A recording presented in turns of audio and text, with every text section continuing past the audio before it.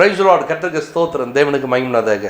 தேவனுடைய பிள்ளைகளே, இந்த ஜனவரி மாதத்தில் வந்திருக்கிற நாம் இந்த ஆண்டில் கர்த்தர் நமக்கு செய்ய போகிற நன்மைகள் நினைத்து நீங்கள் சந்தோஷப்படுங்கள். இன்றைக்கு நான் ஒன்றும் இல்லாமல் இருக்க வெறுமையாக காணப்படுறேன் என்று சொல்லாதீங்க. நீங்கள் வெறுமையாக காணப்பட்ட ஒரு மனிதனை கர்த்தர் ஆசீர்வதிக்கிறவர், வெறுமையாக காணப்பட்டவனுடைய தேவையை கர்த்தர் சந்திக்கிறவர். இந்த வெறுமையாக இருக்கிற ஒரு மனிதன் தேவனை சார்ந்து கொண்டவனாய் மாற வேண்டும். தேவனை ஒரு மனிதன் சார்ந்து கொள்ளும் போது அவனுடைய வாழ்க்கையை கர்த்தர் ஆசீர்வதிக்கிறவராக இருக்கிறார். அவன் தேவையை சந்திக்கிறார். வேதத்தில் பாருங்க, யாக்கோபு என்ற மனிதன் அவர் பாருங்க வெறுமையாய் காணப்படுகிறார், ஒன்றுமில்லாதவராய் மாறிவிட்டார். ஒன்றுமில்லாமல் போகும்போது அவர் பாருங்க ஆசீர்வாதிக்கப்பட்ட ஒரு மனிதனாய் மாறினார். காரணம் என்ன தெரியுமா? தேவனை எப்பொழுதும் விடுவதில்லை. அவருக்கு ஒரு பிரச்சனை வரும்போதெல்லாம் அந்த தெய்வத்தை சார்ந்து கொள்ளலாம். அப்பா, நான் அப்படி ஒரு பிரச்சனையில் இருக்கேன், எனக்கு நீங்கள் உதவி செய்யுங்க. என் சம்பளம் எனக்கு 10 முறை என்னை வஞ்சித்து ஒன்றெல்லாமல் ஆக்கிட்டாங்கப்பா, நான் வெறுமையாக இருக்கிறேன்ப்பா. 14 வருடம் இந்த மனைவிக்காக ஒரு 7 வருடம், இந்த மனைவிக்காக ஒரு 7 வருடம் இப்படியே வாழ்ந்துருக்கிறேன்ப்பா. என் வாழ்க்கை எப்படி போதாண்டுரு, எனக்கு நீங்கள் உதவி செய்யுங்கன்னு சொல்லிட்டு அவரை சார்ந்து கொண்டு இருக்கும் போது அவர் ஆசீர்வதிக்கக்கூடிய வழிகளை கற்றுக் கொடுக்கிறார். அந்த ஆசீர்வதிக்கப்பட்ட வழிகளை அவர் பிடித்து கொண்டு அவர் சொல்கிறார், நீ எழுந்து பெத்தேலுக்கு போகிற டக்குன்னு புறப்பட ஆரம்பிக்கிறான். அப்போ அப்படி போகிற ஒரு மனிதன் பாருங்க வெறுமையாய் போகவில்லை. வரும்போது வெறுமையாக வந்தார், ஆனால் போகும்போது வெறுமையாய் போகவில்லை. இந்த வருடத்தில் நீங்கள் துவங்கும் போது வெறுமையாக இருக்கலாம், ஆனால் முடிக்கும் போது கர்த்தர் சம்பூர்ணமாய் நடத்துகிற ஒரு தேவனாக இருக்கிறார். அதனால நல்லா கவனிங்க, இந்த வருடம் முழுவதும் கடைசியில் தான் நம்மளை ஆசீர்வதிப்பதில்லை. இந்த வருஷம் இந்த துவக்கத்தில் கர்த்தர் நம்மளை ஆசீர்வதித்து ஒரு நாளும் தேவைகளை சந்திக்கிறவருக்கா கவனிங்க. அந்த தேவனை நீங்கள் சார்ந்து கொண்டால் யாக்கோபு பேசினது போல நம்ம பேசணும். 32:10 வாசிக்கும் போது, அடியனுக்கு தேவரீர் காண்பித்த தயவு, கவனிச்சிங்களா? எப்படிப்பட்ட தயவு ஆண்டு காமிச்சிருக்கா பார்த்தீங்களா? தயவுக்காகவும் கவனிக்க, எல்லா சத்தியத்துக்காகவும் எவ்வளவேதும் நான் பாத்திரவான் அல்ல. அப்ப எப்படியாப்பட்ட தயவை காண்பித்திருக்கிறார், எப்படியாப்பட்ட சத்தியங்களை கொடுத்திருக்கிறார். அவர் சொன்ன ஒவ்வொன்றும் பலித்திருக்கிறது அவருடைய வாழ்க்கையில. அதுதாங்க சத்தியம்.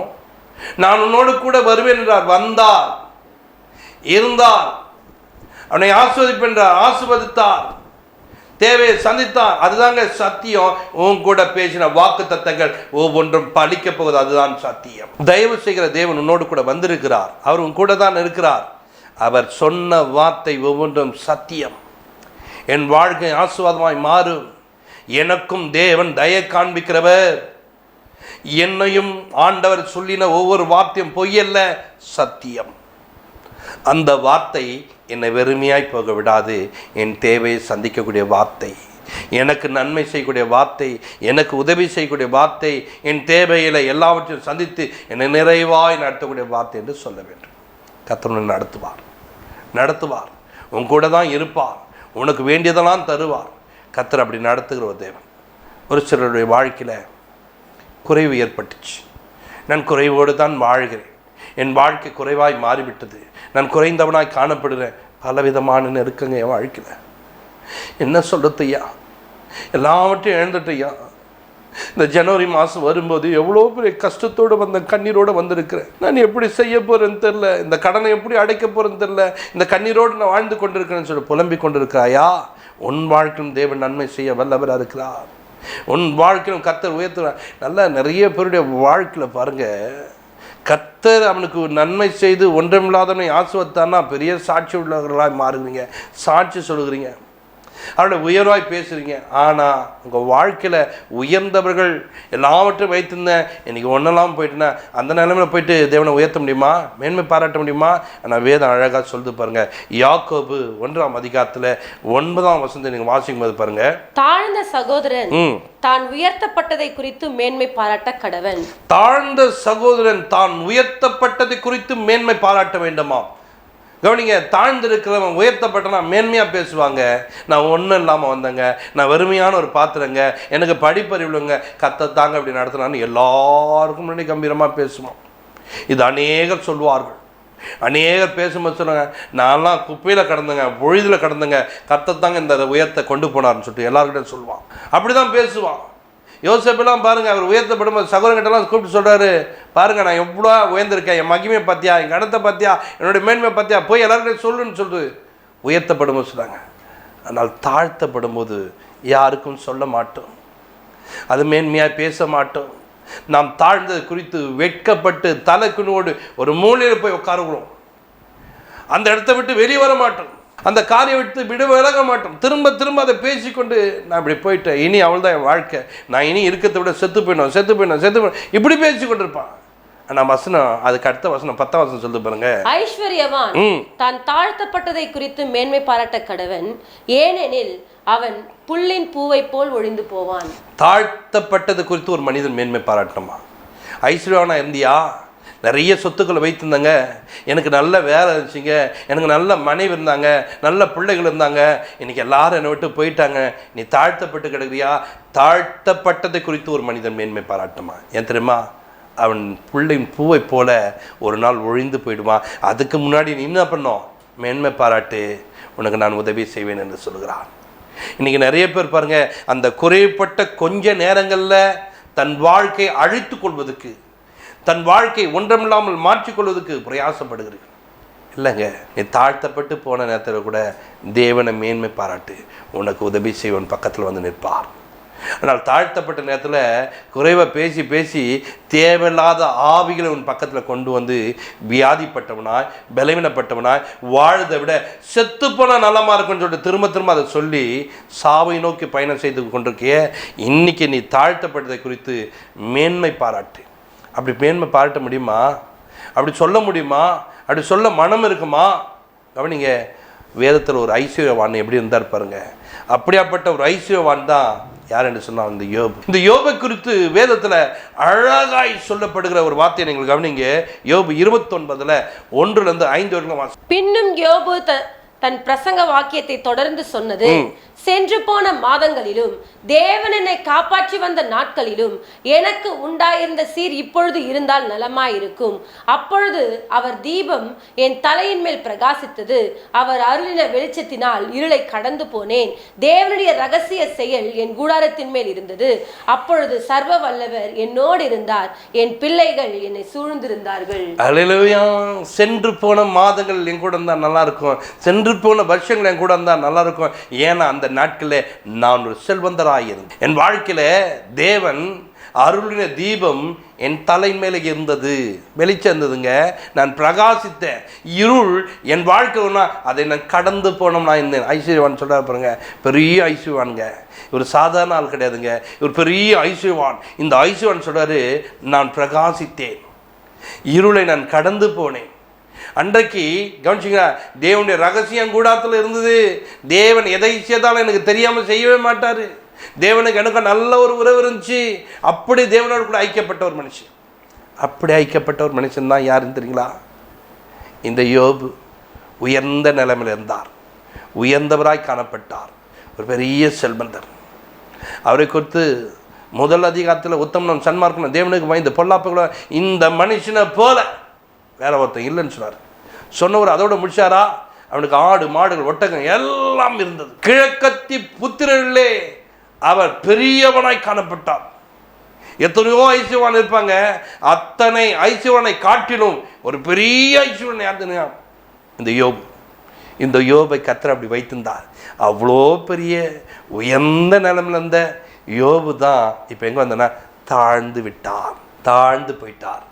அந்த தாழ்ந்து போனவர் இப்போ சொல்கிறார், அன்றைக்கி எந்த மாதங்கள் இருந்தால் நல்லா இருக்குமே, அன்றைக்கி என் கூட தேவன் இருந்தாரே, சர்வ வல்லமுள்ள தேவன் என்னோடு கூட இருந்தா, என் பிள்ளைகள் என்னை சுற்றிலும் இருந்தார்கள், என் கூடவே இருந்தார்கள், நடத்தினார்கள், என் கூட இருந்தாங்க. இவ்வளோ பெரிய ஒரு செல்வந்தருங்க. இப்படியாப்பட்ட செல்வந்தர் அவருடைய மனைவி பாருங்க வந்து இன்னும் கூடமா உத்தமத்தில் இருக்குன்னு சொல்லும் போது, அந்த உத்தமத்தில் இருக்கிற நேரங்கள் கூட அவர் என்ன பண்ண தெரியுங்களா? ஆமாம், நீ சொன்ன மாதிரியே தேவனை தூச்சிட்டு ஜீவனை விட்டுறன்னு சொல்லுங்க, பைத்தியக்காரிய போல பேசுகிறாயே, தேவனிடத்திலிருந்து நன்மை பெற்ற நாம் தீமையை பெறக்கூடாதா?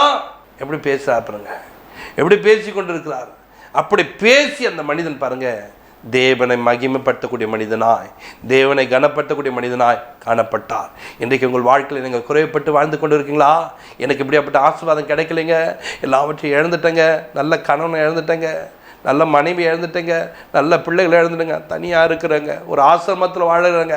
உன் நாட்கள் மாறி போச்சா? மேன்மைப்படுத்து. உன் பலனை இழந்துட்டியா? மேன்மைப்படுத்து. உனக்குரிய சொத்தை இழந்துட்டியா? மேன்மைப்படுத்து. யாரை? தேவனை மேன்மைப்படுத்து. உனக்கு உண்டானதை திரும்ப கொடுக்க அவர் வல்லவராக இருக்கிறார். நீ இழந்ததை உனக்கு கொடுத்து உன்னை ஆசீர்வதிக்க அவர் வல்லவராக இருக்கா. உன் தேவையை சந்திக்க வல்லவராக இருக்கா. உன் குறைவுகளை மாற்ற வல்லவராக இருக்கா. உனக்கு வேண்டிய நன்மையை கொடுக்க தேவன் இன்றைக்கும் வல்லவராக இருக்கிறார். அவர் உன்னை தாழ்விலிருந்து உயர்த்தக்கூடிய ஒரு தேவன். நீ எந்த இடத்துல நீ அவரை மையப்படுத்தி அங்கே உன்னை உயர்த்தினத்துல ஒரு தெய்வம் கூட இருக்கிறார். இந்த யோபினுடைய வாழ்க்கையில் கர்த்தர் அப்படி செய்து அவரை ஆசீர்வதித்தார். இவருக்குண்டான மேன்மை எல்லாவற்றையும் இழந்து விட்டார். நீங்கள் அங்கேருந்து கீழே பாருங்கள், 29:6 அப்படியே வாசி 11 வச்சிங்கன்னா அங்கே பாருங்கள், அவர் பாருங்கள் அன்றைக்கு அந்த ஆசீர்வாதம் எப்படி இருந்துச்சுன்னா அவர் பாதங்களை நெய்யினால் கழுவினாராம். அங்கே பாருங்க நதியை போல எண்ணெய் ஓடி வந்ததாம் மறுபடியும். அப்படிப்பட்ட ஒரு செல்வந்தராய் காணப்பட்டார். அவர் செல்வம் மிகுதினால் இருந்தார்.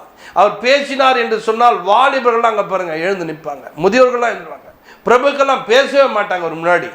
அப்படி நிற்கிற ஒரு மனிதன், அப்படி கனம் பெற்ற மனுஷன், அப்படி வாழ்ந்தவர்கள், அப்படி நடந்தவர்கள். அங்கே பெரியவர்களெல்லாம் பாருங்க, அங்கே ஆசனம் போட்டு அவர் உக்காந்துட்டான்னு சொன்னால் அவருக்கு முன்னாடி யாருமே பேச மாட்டாங்க. அவ்வளோ பெரிய கனத்துக்குரியவர் தான் இந்த யோபு. அப்படியாப்பட்ட கனம் பெற்ற மனிதன் தான் அவ்வளோ பெரிய உயர்வில் இருந்தவர் இப்போ ஒரு தாழ்ந்த நிலைமைக்கு வந்து விட்டார். ஆனால் தாழ்ந்த நிலைமையில வந்து கூட தேவனை மையப்படுத்துகிறார், தேவனை உயர்த்துகிறார், தேவனை கனப்படுத்துகிறார். ஏன் தெரியுமா? அவரு தேவனை கனப்படுத்துகிற அவருடைய வேலை. இந்த யோபை இன்னைக்கு எல்லாரும் எப்படி மாற்றினாங்கம்மா 30:1 நீங்கள் வாசிக்கும் போது அங்கே கவனிச்சிங்களா, வாலிபர்கள் பரியாசம் பண்ணினார்கள் என்று போடப்பட்டிருக்கு. அந்த வாலிபெல்லாம் யார் தெரியுமா? உன் பிதாக்கள்லாம் என் வீட்டில் வேலை செய்கிற நாய்க்கு சமமானம் கூட இல்லை. அப்படி பாருங்க சமமானவர் காணும். ஆனால் அப்படியாப்பட்ட மனிதன் என் முன்னாடி வந்து என்ன சொல்கிறான் தெரியுமா? என்னை பரியாசம் பண்ணுறான், என்னை பரியாசம் பண்ணி கொண்டு இருக்கிறான். ஆனால் இந்த மனிதன் பாருங்க, இவர்கள் இவ்வளோ பரியாசம் பண்ண கூட ஏன் ஆண்டவரை நான் வாழணும், நான் செத்து போயிடுறேன் ஆண்டவரை அப்படின்னு சொல்லாமல், நான் செத்து போகிறேன்னு சொல்லாமல் தேவனை மையப்படுத்துகிறார். தேவரே சகலத்தையும் செய்ய வல்லவர் என்பதை கர்த்தரை உயர்த்தக்கூடிய ஒரு மனிதனாய் மாறினார். கர்த்தரை கனம் பண்ணக்கூடிய ஒரு மனிதனாய் மாறினார். தேவனால எல்லாம் செய்யக்கூடும் என்று அறிந்தவராயிருந்தார். தேவனை மகிமைப்படுத்துகிற ஒரு மனிதனாய் காணப்பட்டார். எதை இழந்தவராய் காணப்பட்டாரோ எல்லாவற்றையும் ரெட்டிப்பாய் பெற்றுக்கொண்டவர் மனுஷனார். யார் ஒரு மனுஷன் உன் தாழ்வுல தேவனை நினைக்கிறியோ உன்னை கர்த்தர் இங்கே ஆசீர்வதிக்கிறவரா. கர்த்தர் உங்களை ஆசீர்வதிக்கிறவர், கர்த்தர் உங்களை உயர்த்துகிறவர், கர்த்தர் உங்கள் தேவையில சந்திக்கிறவர். வேதத்தில் நீங்கள் பாருங்க 136 சங்கீதத்தில் 23 வசனம் அங்கே நீங்கள் பார்க்கும்போது நம்முடைய தாழ்விலே நம்மை நினைத்தவரை துதியுங்கள். அப்புறம் உன்னை நினைக்கிறாருங்க, நீ அவரை நினைக்கிறியா? தாழ்வு வந்துட்டா போதும், தாழ்வை மட்டும்தான் பார்க்குற நீ. என் வாழ்க்கையில் எல்லாமே போச்சு, எல்லாம் போச்சு, எல்லாம் போச்சு, எல்லாம் போச்சு, அந்த போனதையே உனக்கு பிரச்சனையை பார்த்து நிற்க. அதை திரும்ப கொடுக்குற ஒரு தெய்வம் இருக்கா தெரியுமா? அதை திரும்ப கொடுத்து ஆசீர்வதிக்கிறது தெரியுமா? அதை திரும்ப கொடுத்து உன்னை உயர்த்துறது தெரியுமா? அதை திரும்ப கொடுத்து உன்னை மேன்மைப்படுத்துறது தெரியுமா? அதை திரும்ப கொடுத்து உன்னை ஆசீர்வதிக்கிறவர். உன் தாழ்வில் உன்னை நினைக்கிற ஒரு தெய்வம், உன் தாழ்வில் உனக்கு உதவி செய்கிற தேவன், இந்த தாழ்வில் உன் தேவையை சந்திக்கிற ஒரு தெய்வம் இருக்கும். இன்றைக்கு உன் தாழ்வில் தேவனை நினைத்துப்பார். யோபு நினைத்தார், ஆசீர்வதிக்கப்பட்டார். தாவீது நினைத்தார், அவர் ஆசீர்வதிக்கப்பட்டார், உயர்த்தப்பட்டார். இன்றைக்கு நீ நினைப்பேனா உன் வாழ்க்கையில் எதெல்லாம் இழந்து போய் உட்காந்துக்க எல்லாம் உன்னிடத்தில் திரும்ப வருவதற்கு கர்த்தர் இந்த ஆண்டில் உனக்கு உதவி செய்ய வல்லவராக்கா. உன் தேவையை சந்திப்பா, தேவன் நோக்கிப்பார், தேவன் உனக்கு உதவி செய்வார்.